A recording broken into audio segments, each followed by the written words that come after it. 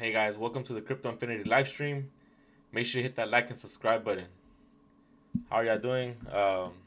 Welcome to this Thursday evening, night, or what should I call it? But oh man, y'all won't believe what just happened. So I went live without going live.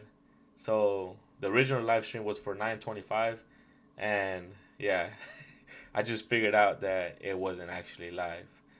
But yeah, here we go. Again, make sure you hit that like and subscribe button. Make sure you leave a comment. Make sure you post something in the chat. Let me know that you like this live stream, and we will set a specific time to where everybody can kind of hop into a live stream, and we'll go from there. Sounds good. All right. So just want to take a look at the market cap for crypto. We have it at 1.75 trillion. We do have the 24-hour volume sitting at $57.85 billion. Our Bitcoin dominance is sitting at 51.8%. Our Ethereum dominance is 16.9%. And our ETH gas is sitting at 65 Gwei. Our Fear and Greed Index is sitting at 62 out of 100.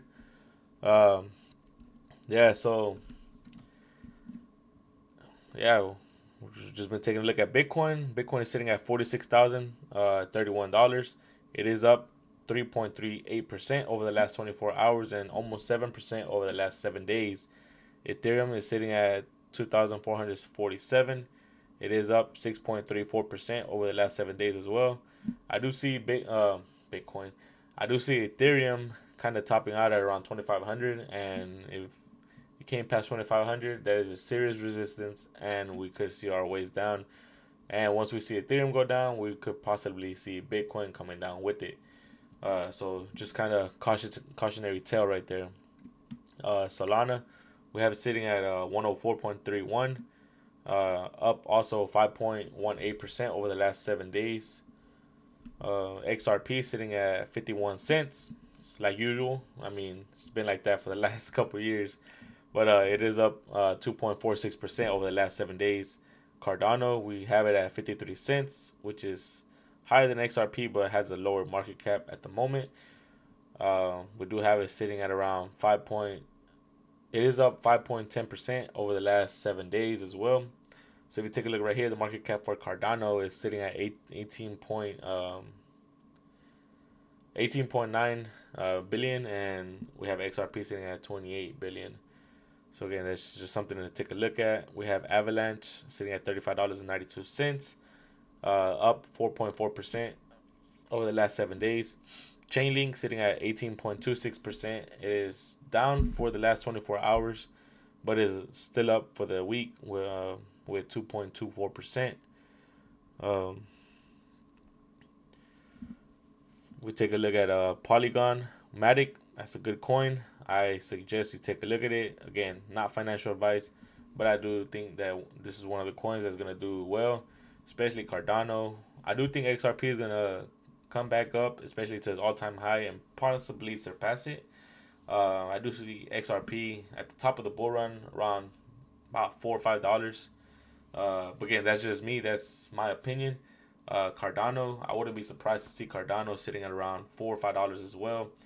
Uh, Chainlink is another one that I like. I do see Chainlink getting to around $50 to $60 mark, kind of where it topped off at the end of the last bull run. But I do think Chainlink does have potential to get to around $80 to $100, kind of where Solana is right now at the moment. I do see its potential, its true potential. Um, but yeah, ICP, we do have it at $12.53. We are up 1.7% over the last 7 days. Litecoin, we have it at $71, up 5.21% for the last 7 days as well. And just a lot of other coins on here that are good steals. But again, I would just wait for all these coins to kind of come down, especially over the last week. All these coins are pretty much in the green, except for like Toncoin, DAI, USDC, which I mean stays at $1. It's supposed to stay at $1.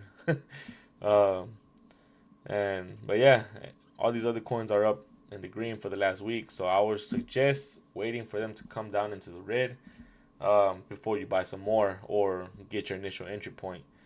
But now let's take a look at Bitcoin. We do have Bitcoin sitting again at $46,063. Kind of sitting around that resistance mark of 46,000. But our real resistance mark is around 48,000. That's where I would suggest to kind of take profits and kind of just wait to see where we're at from there. So this is the fifth. No, this is the daily chart. Sorry about that. If we take a look at the 1 hour chart, we will see that we have formed the inverse head and shoulders pattern, and that's the reason that we're probably having this uplift. So if you take a look right here, kind of see that shoulder right here, that head, and then the other shoulder with the head, with the neckline sitting about right here. Here, let me delete that.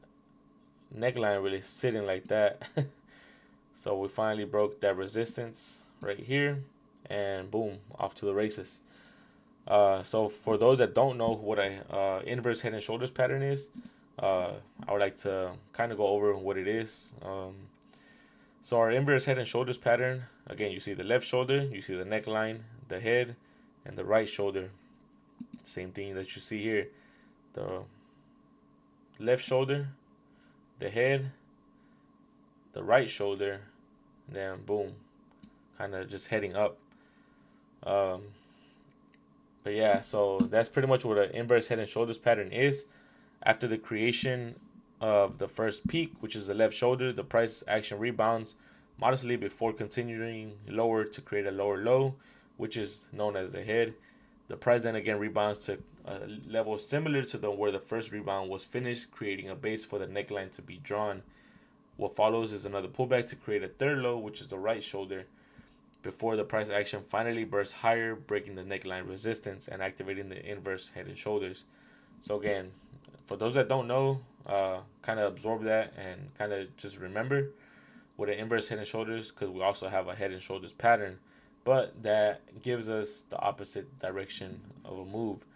So as you can see in the picture above, the traditional formation starts in an uptrend and ends in a downtrend. As such, the head and shoulders signals at top, which is the second peak of the current uptrend, breaking the neckline, activates the pattern, and makes the entire setup tradable. So on the other hand, what we just looked at, which was the inverse head and shoulder, is a bullish reversal pattern. So this one's bearish. The head and shoulders is bearish, and the inverse head and shoulders is bullish. So if you take a look here, left shoulder, the head, the right shoulder, once these three form, you will be looking at a ways down, and that's when you hit your price target. But yeah, so here on this channel, I would like to teach everybody give everybody some knowledge about what the patterns are. If you do already know the pattern, hey, congrats. You're one step ahead of everybody else. But hey, I remember when I started, I did not know what a head and shoulders pattern was, what an inverse head and shoulder pattern was, and I know how that felt. So again, this channel, I'm here to educate you and give you my opinion on what I think it is. So we take a look at the liquidation heat map. We do have Bitcoin creating some liquidation levels at there's 877 point, let's just say 878 million liquidations with leverage, sitting down here at around 42,100. And that's just kind of what I stated on Tuesday when I had my previous live stream. We were going to come up to clear that liquidation level at around 43,006, 43,007. That's pretty much what I said on Tuesday. And then I do believe we're going to come down and kind of clear, not kind of, but we are going to come down and clear and grab that liquidation here, sitting at 42.1 thousand. So again, that's just my opinion. That's what I believe is going to happen. I'm not saying it will, but most likely that's what it's looking like. So let's go ahead and head on to our first article. We have the Bitcoin price nearing 45.5 thousand. as altcoins tease a historic breakout. But again, as you've seen, we already surpassed 45.5 thousand, and we are headed up, passing 46,000, and we are sitting at around $46,075 currently at the moment. Um, but again, let's go down here. The shorts fell to suppress a new Bitcoin price advance. The pair was up 2.5% on the day at the time of the writing, setting a precedent for strong moves on major altcoins. Concerns had centered on the role of leveraged traders in sparking the upside, with open interest increasing by nearly $1 billion in less than 24 hours on Bitcoin alone. Despite this, the market looked eager to recoup more of the ground lost during the descent from 2 year highs of 49,000. And it's been 2 years already. It's crazy. But like SkeWA said here, interesting for Bitcoin. This will bring volatility one way or another. And yes, it did bring some volatility. Because look, broke that clear sideways trend and stopped consolidating and just came up. So closing the day above 45,000, and this goes a lot higher. Patience remains the same. Remains the name of the game, and all signs pointing to overly aggressive shorts that are failing to have much of an effect on price. So again, people are shorting. Again, there's around 878 million shorts that will be liquidated down here at 42,100. So again, we are going to come up and scoop up that liquidity before coming back up and creating all-time highs. So Credible Crypto said, more of the same. Funding pushed back up only to be forced right back down as OI continues to rise and spot premium increases. All signs pointing to overly aggressive shorts that are failing to have much of the effect on price continue to squeeze for Bitcoin pretty much.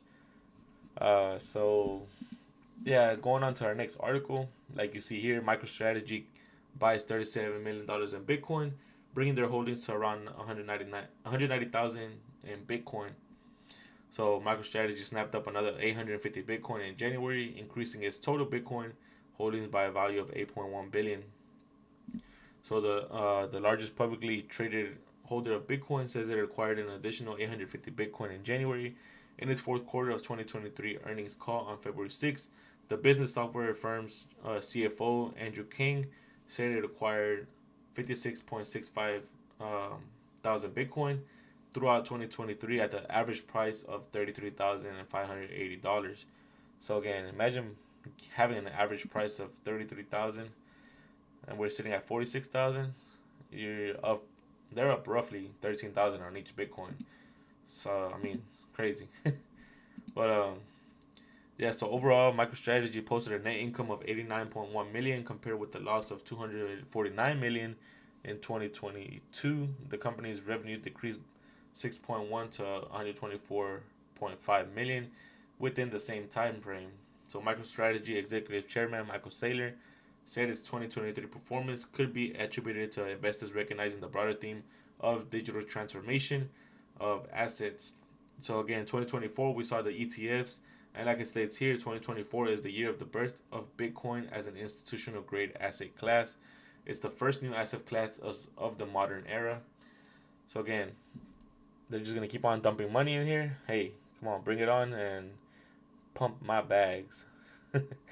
But so the next 15 years will be a regulated institutional high growth period for Bitcoin. Very different from the last 15 years, Saylor added. In December 2020, MicroStrategy became the first publicly traded company to purchase Bitcoin for capital allocation. Since then, the company's share price has grown by more than 300%, while tech stocks such as Microsoft and Google have grown around 95%. So that's almost a 200% increase, more than Google and Microsoft together. Crazy. But so the past two articles have been from Cointelegraph, and these next two articles are going to be from CoinDesk. But so we just read about MicroStrategy, and now we're going to go over to Grayscale Bitcoin. So the Bitcoin ETFs now hold more Bitcoin than MicroStrategy.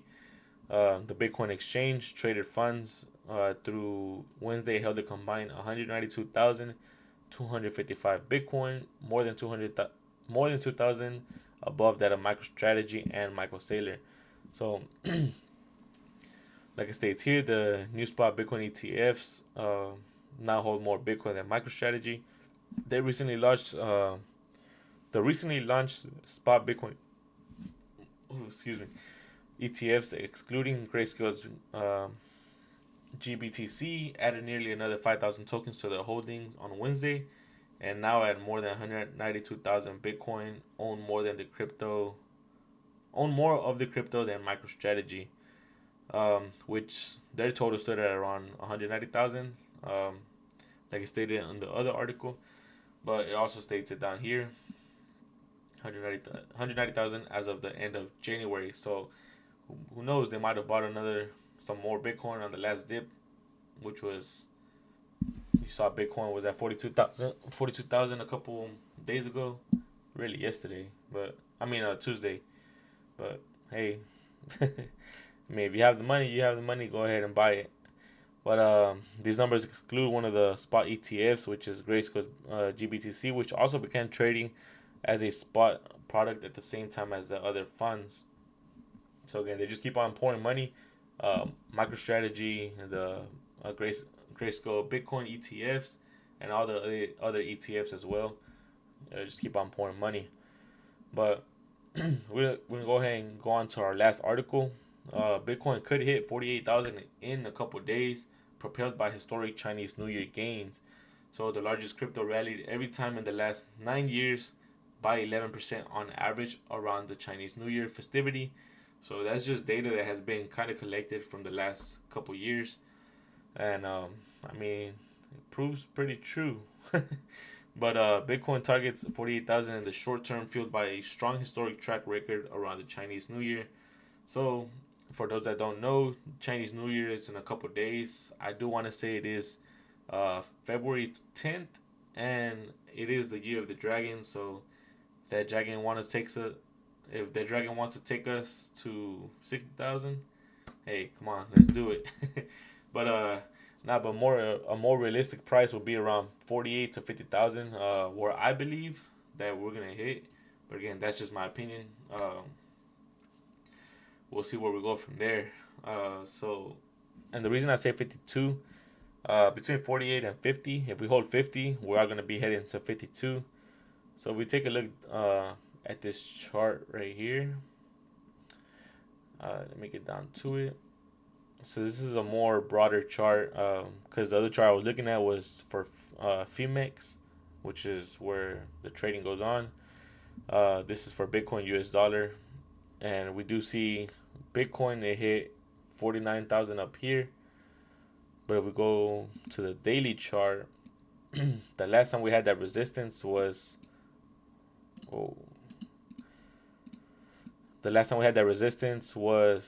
back here in March of 2022. We did hit around 48,000. So that's where our resistance is at right now. Again, you see Bitcoin kind of touching that 46,004 mark. Kind of getting suppressed at around 46,200 and being pushed down from there. So again, if we're able to break that, I think we have a good chance of heading over to around 48 to 50,000. And again, once we hold that 50,000 mark, so again, 48 is right here, 50,000 is right here in the middle. If we hold this range right here, so just kind of take a look at what I'm going to do. If we go here and just kind of trade in this range and we hold that range, there's a bigger possibility that we're going to get that right up to around 52,000 and possibly above. Once we break 52,000, we'll probably bounce a little bit here and then off to the races, or back down into the previous range. But again, that's just what could happen. But like I said, for the past for the last 9 years, Bitcoin has been trading higher at around 11% around the Chinese New Year. But I do want to say be careful, because like it states here, during the last 9 years, Bitcoin has been up every time traders would have bought Bitcoin 3 days before the Chinese New Year and sold it around 10 days on average after the start of the Chinese New Year.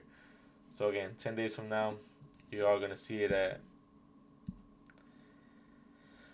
the 20, February 20. So right at, right after Valentine's Day, week after. But again, just kind of be careful if you're gonna be trading Bitcoin and kind of buying in and out. But again, if you're gonna dollar cost average, then hey, get them dips.